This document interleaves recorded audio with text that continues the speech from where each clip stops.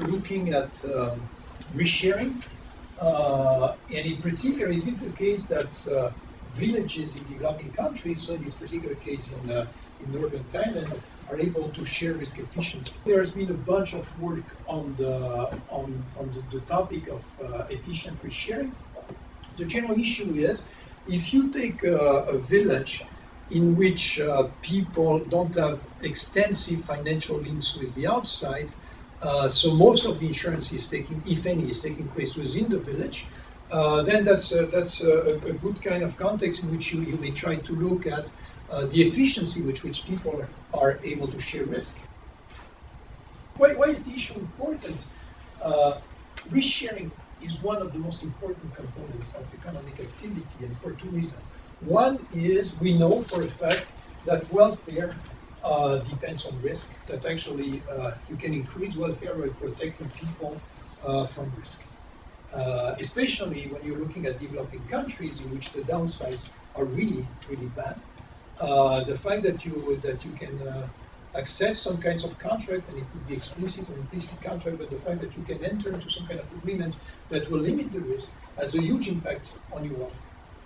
But that's only one side. The other side, which may be even more important, is that there are a bunch of activities that would not be undertaken at all if you cannot find a way of spreading the risk which is generated by this activity. And that's not only about developing countries. Actually, all the history of growth in Western countries is linked with the fact that the moment we figure out a way of sharing some kind of risk, then we can take those risks, or we can take more of those risks, and then economic activity is boosted by this.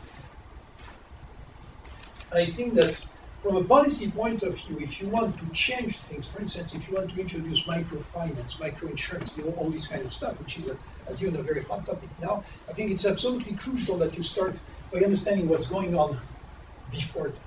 You might have scenarios in which, by introducing some kind of exterior insurance device, you're perturbating the existing mechanism in such a way that in the end people are worse. So, what we do here, first of all, this is resharing in a collective setting. Collective setting simply means that we're going to look at what's going on within household, not only across households, and we try to model the resharing and the decision making within the household.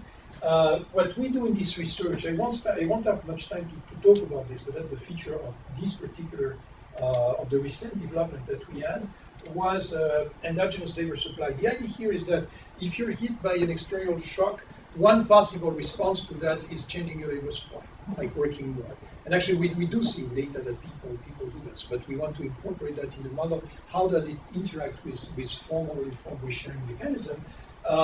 And another aspect of this, which is linked but conceptually different, is that part of the risk is income risk, but part of the risk is wage risk. There is a huge difference between income risk and wage risk, because wage risk triggers a response automatically, in a sense, in terms of labor supply, and that's something that we want to capture.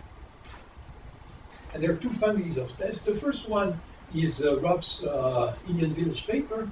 It's a test of what's called the neutrality principle. If you take a collectivity, and if risk is shared efficiently within this collectivity, my consumption, my welfare, we don't measure welfare, but my consumption, should vary with the total amount of resources.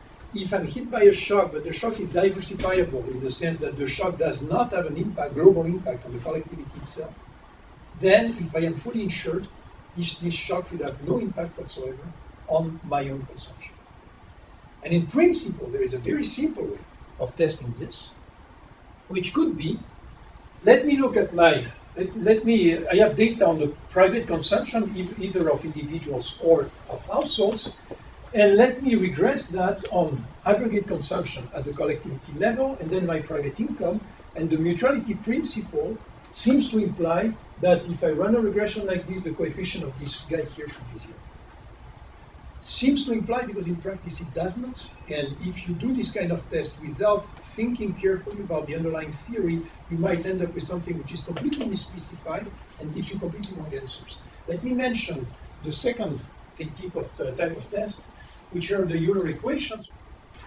There is one empirical difficulty. What you see is, among those people with the income up there, the consumption is all over the place. among the people who have the low income, the consumption is constantly at the low level. You run any regressions here, you find a positive coefficient between income and consumption. That's completely spurious, because again, that's an economy in which there is perfect resharing.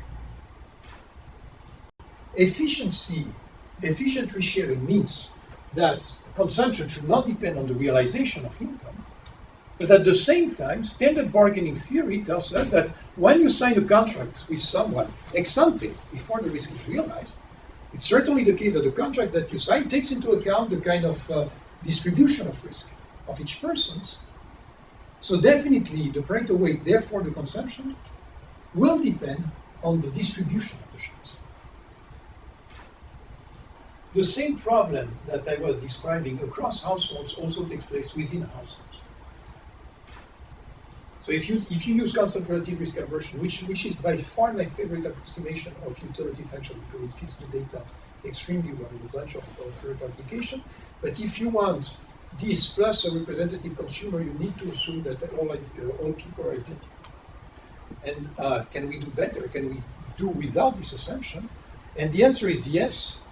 Every time you try to test the silly assumption that people have identical risk aversion, is rejected at levels which are the absolute record of levels of rejection I've found anywhere in economics.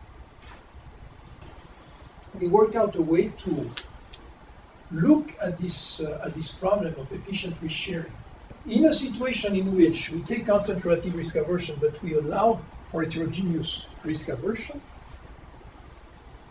And the reason why we're able to do that is that we have long panels. In Rob's data, we follow each household for something like 90 periods. You can recover each individual risk aversion up to some common multiplicative.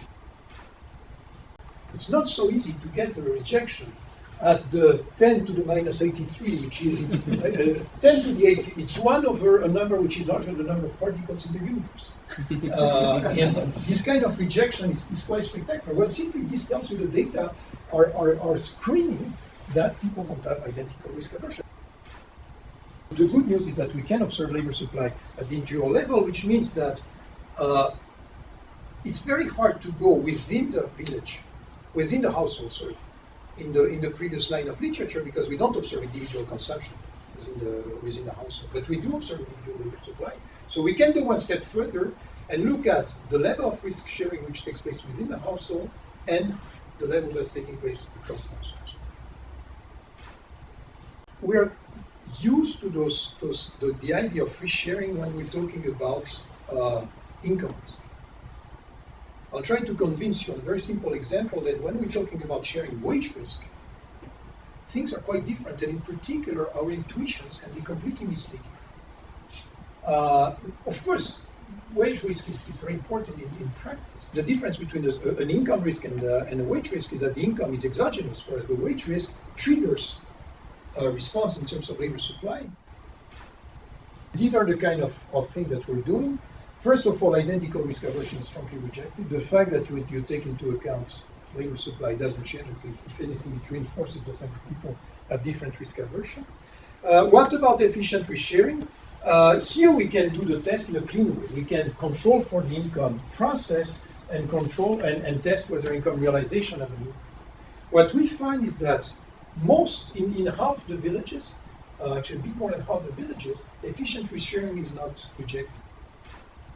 It's not that the data are imprecise or we only observe them once or there is a lot of noise. We have very precise data. Still, in about more than 50% of the cases, we do not reject efficient risk sharing.